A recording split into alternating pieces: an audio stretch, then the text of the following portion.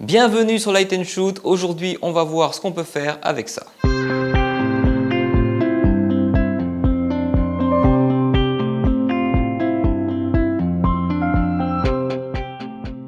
A la base, j'ai acheté cette ring light pour que les maquilleuses puissent bosser chez moi dans de bonnes conditions quand il n'y a pas de lumière naturelle.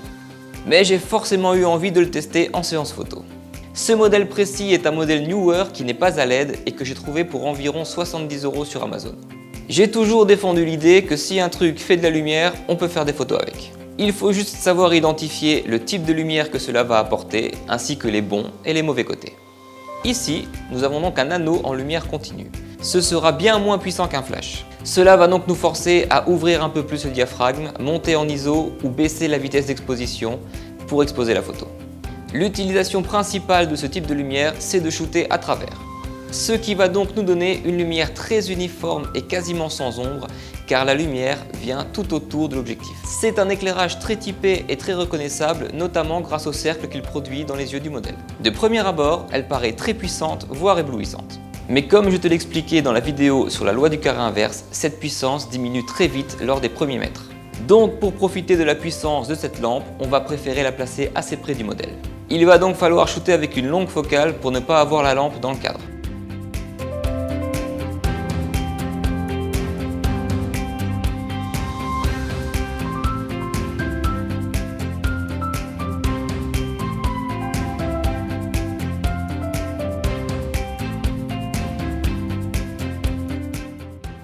On peut également shooter plus proche de la lampe et prendre par exemple un 50 mm. Cela va nous donner un plan plus large.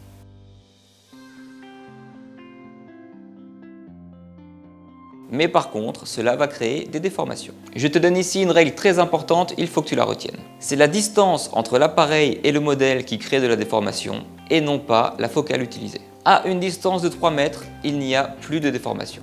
Je ne dis surtout pas qu'il ne faut pas shooter à moins de 3 mètres du modèle, mais juste que si tu le fais, il y aura des déformations. J'utilise personnellement très souvent les déformations dans mes photos de portrait. J'y consacrerai une vidéo très prochainement. On se rend donc compte que dans son utilisation de base, cette lumière nous force à cadrer très serré avec un téléobjectif ou alors à cadrer un peu plus large mais avec des déformations. Comme c'est une lumière continue et pas un flash, seule la vitesse d'obturation va figer le mouvement, ce qui permet de réaliser des flous de mouvement assez sympas. Pour éviter ce problème de source dans le cadre et afin de voir si une ring light c'est polyvalent, j'ai décidé de l'utiliser comme une source normale. Je l'ai donc mis en hauteur sur un pied au-dessus de Anne.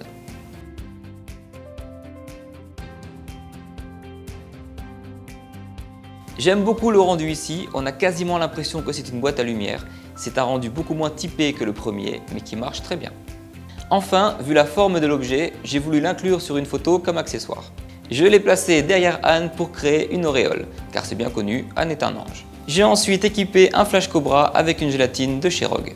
J'ai ensuite placé le flash Cobra directement sur mon appareil, je l'ai incliné un peu en arrière vers le plafond afin de colorer toute la pièce.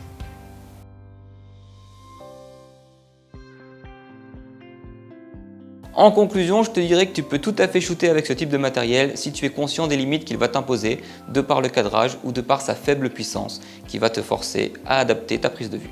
J'espère que cette vidéo t'aura plu. Si tu as des questions, n'hésite pas à les poser en commentaire. Abonne-toi à la chaîne pour voir la suite et je te dis à très bientôt sur Light & Shoot.